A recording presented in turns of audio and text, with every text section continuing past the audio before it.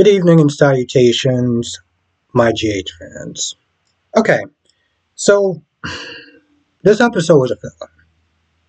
So there's really not a lot to actually talk about. Most of the stuff was pretty much redundant. Like, if you missed the last couple of episodes, this will pretty much kind of catch you up.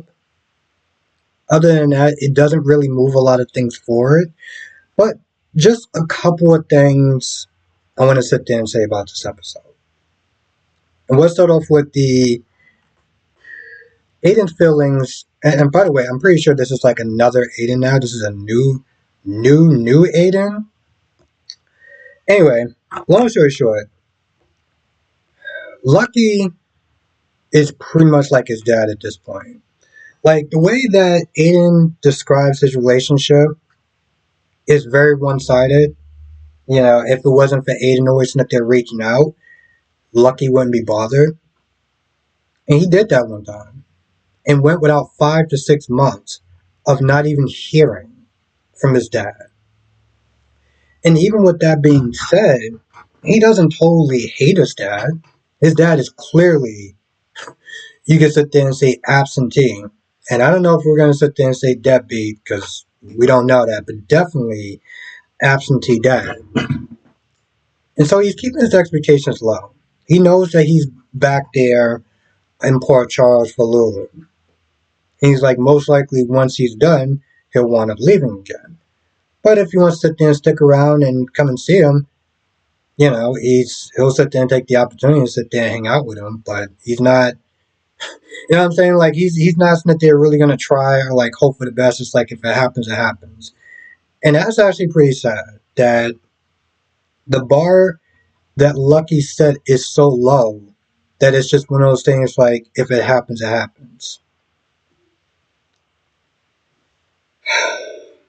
In some ways, you could sit there and say it did kind of ruin the character in that sense. He never wanted to be like his dad. He never wanted to be like his dad. And then they turned him to Luke 2.0. Lucky is also a match. So that's good. After all the tests and everything like that they did, passed him up and everything, he's pretty much good to go. If you are a really old school fan, they show some old clips of Lucky when he was like really young. I think like maybe 8 or 9 or something like that. So if you've been watching it for that long, then that's a treat. Felicia and Anna pretty much kind of just play catch up. Same thing with Jason and Carly. Anna's still sitting there thinking about that kiss, so we'll sit there and see where that goes. I am personally here for it. I do think that people are overreacting, but that's just my opinion on the whole thing. Mac is being protective of Robert when Holly comes over, and pretty much it's just like, you know, he's in a good place right now. Don't mess it up by showing up in town, ripping his life to shreds, and then just disappearing again. And there's a point where she was about to sit there and go in the office to see him. But, you know, she thought about what Max said, and most likely she'll probably wind up doing that. Like, Robert is in a good place with Diane and everything, and his job and stuff like that. So it's like, the minute that he saw Holly, he's like, what are you doing back here? As in, like, what kind of trouble are you up to? And how bad is it that we're going to have to sit there and want to cleaning up after your mess? Which is true, because she did come back there with diamonds. And she is coming back with trouble. Sitwell, you know, between the fact that you stole his money and you hurt his pride, yeah. You definitely brought trouble to Port Charles. Nina is talking about, I guess, her developing relationship with Jerome. Like, right now, she's not there saying that she's playing campaign wife just to, like, I don't know, increase his chances of winning. And, you know, Curtis mentioned, he tried to do a correlation between Nixon Falls and what's going on now. and I don't see it. He does sit there and say he wants her to be careful because he doesn't want her to get hurt, but I didn't really like follow that logic. I guess he's just really surprised. He's like, the last time, I kind of really saw y'all two, like, you turned him into the FCC. So the fact that y'all not just like in a better place, but you're sitting there thinking that it can actually go further is definitely an improvement. I do love how she kept that defense of, well, it's not like you didn't commit the crime. Come on, bro. Like we all know why you did it. You were sitting there being petty. Which, by the way, I feel like the Nina character has gotten kind of boring. I mean, yes, she has this whole thing with Drew, um, and he's been using Drew to kind of like manipulate a relationship between those two.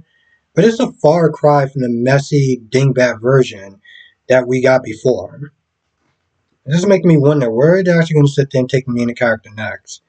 Right now, it's not really interesting.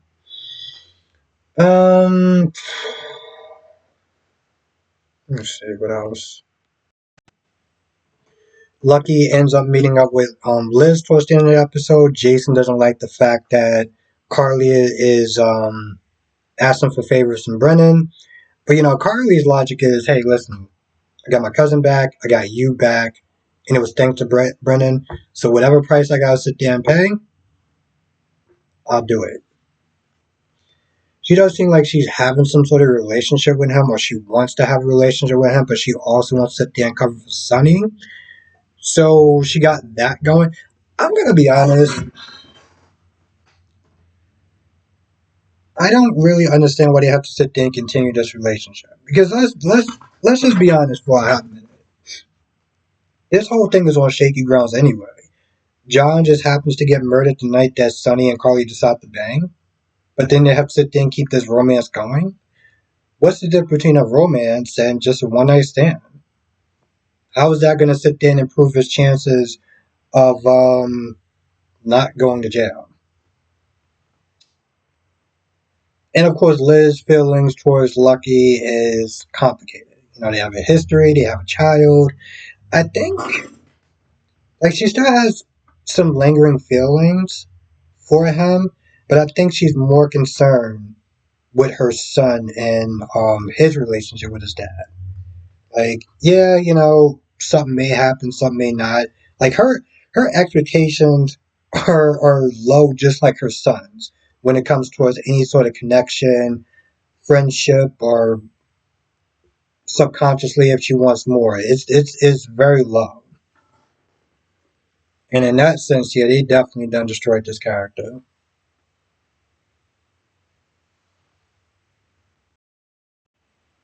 That's it for the most part. Like there might have been little things here and there that I missed, but like I said, this episode was just generally filler. So like if you didn't sit there and see this episode, this video will sit there and kind of just cover it, and you can wind up saving like a good 40 minutes or an hour, depending on if you have to watch it with commercials.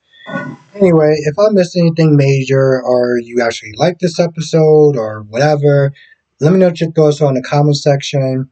I'll also be doing a live stream tonight, 8 p.m. Eastern, 5 p.m. Pacific. I'll sit there and talk about all the shows, which are probably better than GH today. General Hospital, Days of Our Lives, Born and Beautiful, and Young and Restless. Also, episode's not going to be coming back on until Thursday. And by the previews of it, it seems like now they're actually getting back to some sense of storyline, and it seems like it's going to be interesting moving forward, which is good because this episode was yeah. Anyway, I want to thank you for watching, and I'll see you in the next video or live stream.